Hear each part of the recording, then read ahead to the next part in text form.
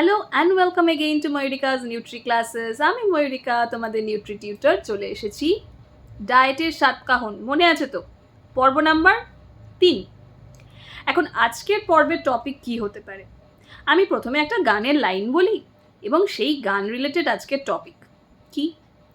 শহর জুড়ে যেন প্রেমের মরশুম, আলোতে মাখামাখি আমার গ্রিন রুম।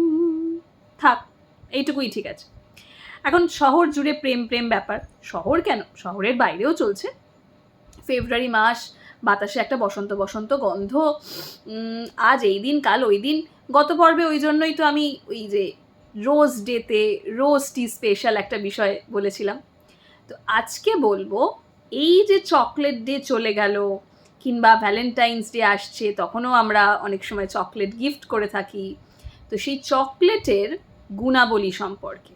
চকলেট কি সব ক্ষেত্রেই খুব ভালো, নাকি কিছু ক্ষেত্রে খারাপও হতে পারে?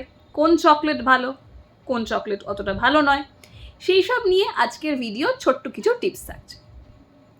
তবে এটা বলার আগে বলি, এই সব দিনগুলো চকলেট ডে বা অন্যান্য দিনগুলো সেলিব্রেট হলেও ওয়ার্ল্ড চকলেট ডে 7 জুলাই প্রতি বছর কিন্তু সেলিব্রেট করা হয়। এখন চকলেটের মধ্যে রয়েছে ক্যাফিন।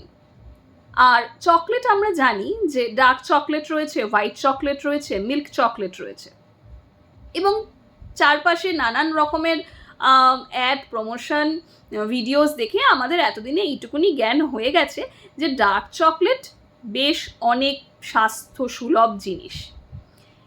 কেন ডার্ক চকলেট কেন ভালো আর হোয়াইট চকলেট কেন খারাপ? দেখো, খারাপ বলবো না, মাঝে সাঝে অল্প বিস্তর হোয়াইট চকলেট খাওয়া যেতেই পারে বা মিল্ক চকলেট খাওয়া যেতেই পারে, কিন্তু ডার্ক চকলেট তুলনায় অনেক বেশি ভালো। তার কারণ ডার্ক চকলেটের মধ্যে কোকোর পরিমাণ অনেক বেশি থাকে, এবং কোকোর পরিমাণ বেশি থাকে, সুগারের পরিমাণটা কম থাকছে, মিল্কের পরিমাণ থাকছেই না, যেটা মিল্ক চকলেটে কিন্তু আবার থাকছে। সেই জন্য ক্যালোরির কাউন্টটা অনেকটা কমে যায় ডার্ক চকলেট। 2 নম্বর বিষয় হচ্ছে যে ডার্ক চকলেটের মধ্যে কিছু পলিফেনলস রয়েছে, কিছু ফ্ল্যাভোনয়েডস রয়েছে, থিওব্রোমিন নামেও এক ধরনের অ্যান্টিঅক্সিডেন্ট পলিফেনল কিন্তু আছে। এখন এই যে অ্যান্টিঅক্সিডেন্টের একটা সম্ভার বা এই যে পুষ্টিগুণের সম্ভার, সেটার জন্য দেখা যায় যে আমাদের উচ্চ রক্তচাপ কিন্তু কমতে পারে। তবে অবশ্যই সেটা গবেষণার ফলে উঠে এসেছে, এরকম নয় যে কোনো মানুষের হয়তো উচ্চ রক্তচাপ ভুগছেন সেই ব্যক্তি এবং তাকে বেশ মুঠো মুঠো চকলেট খাওয়ালেই সাথে সাথে তার ব্লাড প্রেশার লো হয়ে যাবে, সেরকম নয়। তবে রেগুলার প্র্যাকটিসে যদি আমরা অল্প বিস্তর 1টা স্কোয়ার বা 2টো স্কোয়ার চকলেট রাখতে পারি, তাহলে সেটা আমাদের স্বাস্থ্যের জন্য ভালো। দ্বিতীয়ত, এই ডার্ক চকলেট আমাদের মন ভালো রাখতে সাহায্য করে। কিভাবে?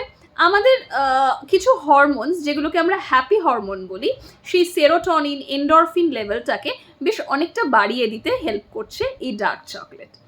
পাশাপাশি এলডিএল কোলেস্টেরলের মাত্রাকে কমিয়ে দিয়ে এইচডিএল কোলেস্টেরলকেও কিন্তু বাড়িয়ে দিতে সাহায্য করে ডার্ক চকলেট।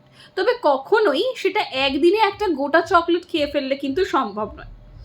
ওই যে বললাম, আমরা যদি অন আ রেগুলার বেসিস 1টা বা 2টো করে স্কোয়ার অন্যান্য খাবারের সাথে তাল মিলিয়ে সেটা যদি খাই, তাহলে সেটা আমাদের স্বাস্থ্যের জন্য ভালো হতে পারে।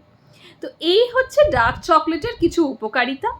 আরও কিছু উপকারিতা এখনও গবেষণায় চলছে। আর হোয়াইট চকলেট, যেটার মধ্যে ক্যালোরি কাউন্ট তুলনায় অনেকটা বেশি, কারণ তাতে চিনি থাকছে। মিল্ক চকলেট, ওই যে বললাম যে দুধ থাকার জন্য ফ্যাটের পরিমাণও বেশি হচ্ছে, সেটাও আমরা অবশ্যই একটু আধটু খেতেই পারি, একদম খাবো না সেটা আমি কখনোই কিছু বলি না, কিন্তু মাথায় রেখে যে পোর্শনটা কিন্তু যাতে কন্ট্রোল হয়। তো এই হচ্ছে চকলেটের নিয়ে কিছু কথা।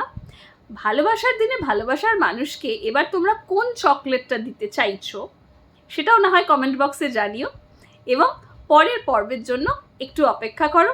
আর যদি ভিডিওটা ভালো লাগে তাহলে ওই যে লাইক, শেয়ার আর সাবস্ক্রাইব